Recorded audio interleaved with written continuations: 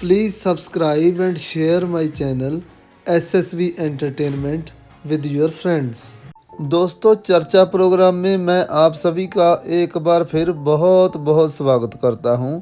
आज हम हमारे भारत की राजनीति पर चर्चा करेंगे, पर उससे पहले मैं आप सभी को बता दूं कि हम किसी पार्टी की तरफदारी नहीं कर रहे हैं और ना ही किसी पार्टी की खिलाफत। हम तो बस जनरल चर्चा करेंगे कि आजकल भारत की राजनीति कैसे हो रही है। तो चलिए दोस्तों, शुरू करते हैं आज की चर्चा। तो पहले हम पुराने समय की राजनीति को समझ लेते हैं कि हमारे पुराने लीडर कैसे राजनीति करते थे। तो दोस्तों, मैंने काफ़ी पुरानी किताबें पढ़ी हैं, महान नेताओं के बारे में पढ़ा है। तो जितना मैं पुरानी राजनीति और राजनेताओं को समझता हूँ, तो उस समय के किसी भी नेता का बेटा नेता नहीं बनता था, कोई गैंगस्टर या माफिया नेता नहीं बनता था, कोई नशा तस्कर नेता नहीं बनता था।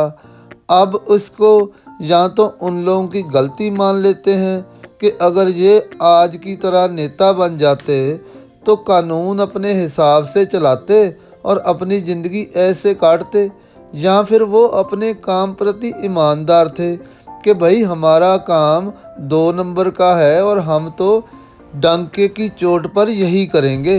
नेता की वर्दी पहनकर शुभ शुभ के 2 नंबर का काम नहीं करेंगे।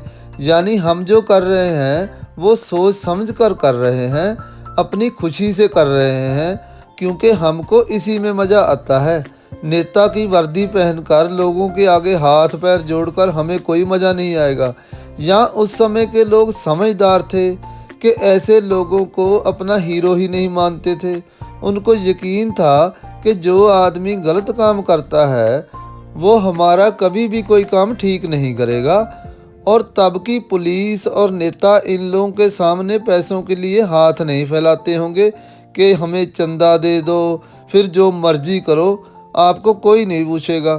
तो इन सभी बातों से निचोड़ ये निकलता है कि तब ना तो नेता बेईमान थे, ना पुलिस बेईमान थी, ना गलत काम करने वाला बेईमान था, ना ही लोग बेईमान थे। तो जब समाज के ये चारों पिलर अपना अपना काम ईमानदारी से करते थे तो लोगों की ज़िंदगी अच्छी होती थी। पुलिस से डर नहीं लगता था, रात रात भर गाने बजाने के प्रोग्राम बिना किसी सिक्योरिटी के होते थे, घरों में लाइट भी नहीं होती थी, घरों की 4 दीवारी भी नहीं होती थी, सीसीटीवी भी नहीं थे, मोबाइल तो दूर की बात लैंडलाइन भी नहीं थी। पर फिर भी ना किसी की भैंस चोरी होती थी, ना किसी की कान की बालियां छीनी जाती थी, ना ही किसी बुजुर्ग को घर में अकेला देखकर जान से मार दिया जाता था। और तब पुलिस भी इतनी नहीं थी जितनी आज है। तकरीबन 20-20 गांवों को एक पुलिस चौकी लगती थी और उनके पास जल्दी पहुंचने के लिए आजकल की तरह फराटेदार गाड़ियां या मोटरसाइकिल भी नहीं होते थे। तो चोर चोरी क्यों नहीं करते थे? पुलिस आने का खतरा नहीं था, सीसीटीवी का खतरा नहीं था, कोई ताले या दीवारें नहीं तोड़नी थी, छिपना भी नहीं था, क्योंकि तब तो लाइट भी नहीं होती थी। तो तब क्या था? तो दोस्तों, तब थी ईमानदारी। चोरों के बारे में पूरे इलाके को पता होता था कि वो आदमी चोर है। डाकू के बारे में पूरे इलाके को पता होता था कि वो डाकू है। खिलाड़ी, पहलवान, डाकिया, दुकानदार और नेता सभी का पता होता था। और ये भी यकीन था कि जिसका जो काम है वो वही करेगा। तो लोग उसको देखकर ही पूरे गांव में खबर फैला देते थे कि डाकू आ गए, डाकू आ गए, या नेता आए हैं जी, नेता आए हैं, या पहलवान आए हैं। यानी उस समय बिच्छू और सांप काटने का काम करते थे, कुत्ता रखवाली का, वो भी पूरी ईमानदारी से। अब आज की राजनीति की बात कर लेते हैं, पर उससे पहले प्लीज़ आप मेरे चैनल को सब्सक्राइब तो कर लो यार। अपने ग्रुप्स में मेरे प्रोग्राम शेयर भी कर दिया कीजिए।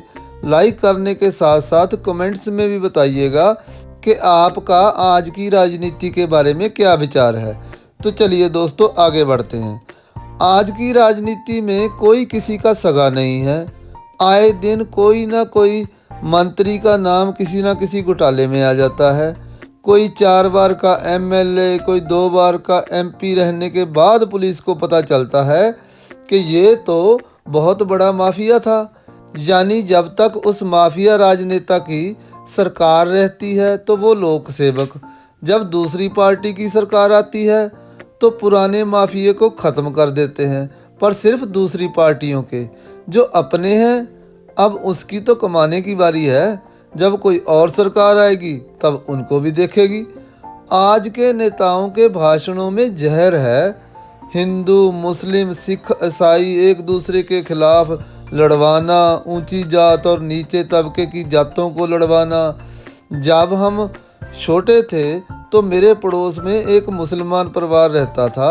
हमारे गांव में और भी कई घर थे, पर अब यकीन मानिए कि मैं जब पढ़ाई वगैरह करने के बाद नौकरी भी करने लग गया, तब तक भी मेरे लिए वो हबीब अंकल, सीधा अंकल, पप्पू भैया ही थे।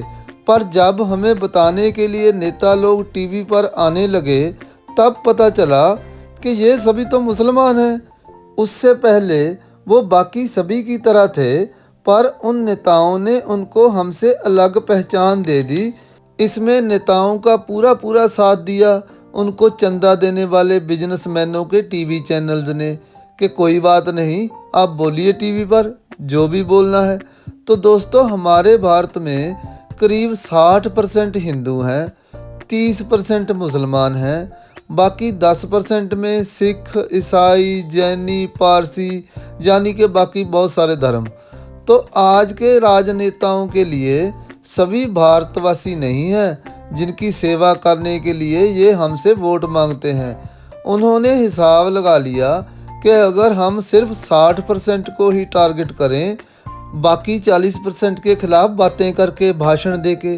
पर फिर किसी ने कहा, अगर 40% में से कोई हमारे खिलाफ आग नहीं उगलेगा तो हमारे 60% को उनसे सहानुभूति हो जाएगी कि हमारे लीडर तो इनके खिलाफ कितना बोलते हैं, पर ये बेचारे जिन्होंने हमारे प्यारे भारत के लिए आज़ादी की लड़ाइयाँ लड़ी, फौज में शहीद हुए, ये बेचारे तो कुछ बोलते ही नहीं। तो फिर हमारी रही सही हिंदू वोट भी दूसरों को चली जाएगी। फिर इसका तोड़ निकाला गया कि इन 40% में कुछ ऐसे लीडर डालो या इनके कोई लीडर खरीदो और उनको समझाओ कि भाई हम तुम्हारे धर्म को नीचा दिखाएंगे, गालियां देंगे। उधर से तुम हमें गालियां देना, नीचा दिखाना। वो आगे से पूछता है, भैया जी इससे क्या होगा? तो उन्होंने समझाया कि भाई इससे 60% एक हो जाएंगे और 40% में से कुछ एक हो जाएंगे, बाकी बेचारे इधर उधर किसी ना किसी को वोट दे ही देंगे। पर यह बात पक्की है कि 60% वालों को हम एक करके ही रखेंगे। फिर जिसको 60% की वोट मिलेगी सरकार उसकी बनेगी या 40% वालों की। तब उसने कहा, हाँ अब समझ में आया कि ये काम अच्छा है, ना तो किसी का कोई काम करना, ना स्कूल बनवाने, ना हॉस्पिटल बनाने, ना नौकरियां देना, बस भाषण ही देने हैं कि उन्होंने हमें ललकारा है, हमारे धर्म को ये बोला है, वो बोला है, और टीवी पर डिबेट्स में भी यही बोलना है। अब समझ आया आपको कि ये लोग अंदर से एक दूसरे से मिले ही होते हैं। खुद ही अपने घर में आग लगाकर कह देते हैं कि हमने 2 लड़कों को स्कूटर पर जाते हुए देखा था, वो फलां धर्म के थे, उन्होंने ही आग लगाई होगी। फिर क्या, फिर उनके धर्म वालों के एक घर के बदले 20 घर जला देते हैं। तो आज की राजनीति ऐसे चल रही है। इसमें उनको आपको कुछ देना भी नहीं पड़ता, बस आपकी भावनाओं को हवा देकर बस आपकी सिर्फ वोट लेनी होती है। बाकी रहा सहा टीवी वाले पूरा दिन एक ही बात बोल बोल कर आपकी सोच बंद कर देते हैं। शाम को जब मेरे जैसा आदमी भी बैठकर सोचता है कि जब सभी नेता, सभी टीवी वाले एक ही बात बोल रहे हैं, इसमें यार कोई ना कोई सच्चाई तो होगी, क्योंकि हमें बचपन में यही सिखाया गया है कि धुआं वहीं से निकलता है जहां आग लगी होती है। अब हमें क्या पता कि आजकल के नेता लोग जहां से धुआं निकालना होता है वहां खुद ही जाकर आग लगा देते हैं। दोस्तों, अब हम कंपेयर करते हैं पुरानी राजनीति को आज की राजनीति के साथ। तो दोस्तों अब ना तो लोग ईमानदार रहे, ना चोर, ना डाकू, ना माफिया, ना नेता, ना पुलिस, क्योंकि उन्होंने भेष बदल लिए हैं।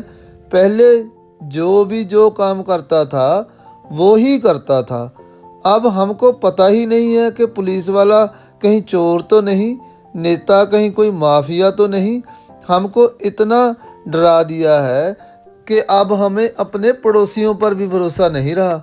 एक और चीज़ देखिए, इतने सीसीटीवी, हर कोने कोने पर पुलिस, और वो भी नई फास्ट गाड़ियों के साथ।